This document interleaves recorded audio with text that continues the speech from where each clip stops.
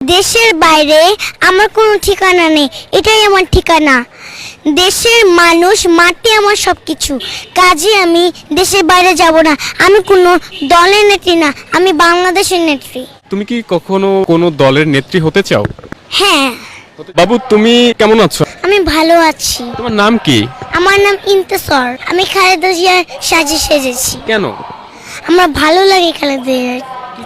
কি কারণে তাকে ভালো লাগে? ছবি দেখে ভালো লাগে। তুমি তার সম্পর্কে কিছু জানো? হ্যাঁ, কি জানো? আমি হচ্ছে একটা কথা জানি। কি কথা জানো? আমাদেরকে শোনাবা? হ্যাঁ, দেশের বাইরে আমার কোনো ঠিকানা নেই, এটাই আমার ঠিকানা।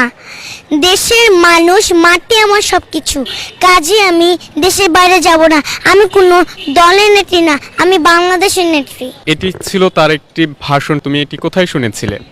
এটা হচ্ছে পাপা আমাকে শিখিয়েছে মোবাইলে। তুমি কি কখনো কোনো দলের নেত্রী হতে চাও? হ্যাঁ। তুমি কি এখন কোনো দলের নেত্রী? না, তাইলে? বাংলাদেশের নেত্রী। তাই। হুম। এই সাজে মূলত সাজিয়ে দিয়েছে কে? আমি করেছিলাম। ও যেহেতু এটা করতে চাচ্ছে, তো আমি এটা করে যতটুকু পেরেছি অতটুকু করে দিয়েছি। ভাষণ, তারপরে কবিতা, এগুলো আসলে এখন না, ওর এজ যখন 2 বছর তখন থেকেই টুকিটাকি অনেক কিছুই শেখে। দেশের বাহিরে অনেক বিশিষ্ট ব্যক্তিগুলো, তাদের অনেকের ভাষণে ওর মুখস্থ আছে, অনেকের সম্বন্ধে জানতে চায়। জানার খুব আগ্রহ, শুধু রাজনীতি না, আরও আদার্স অন্য অন্য বিষয়েও জানতে চায় আর কি।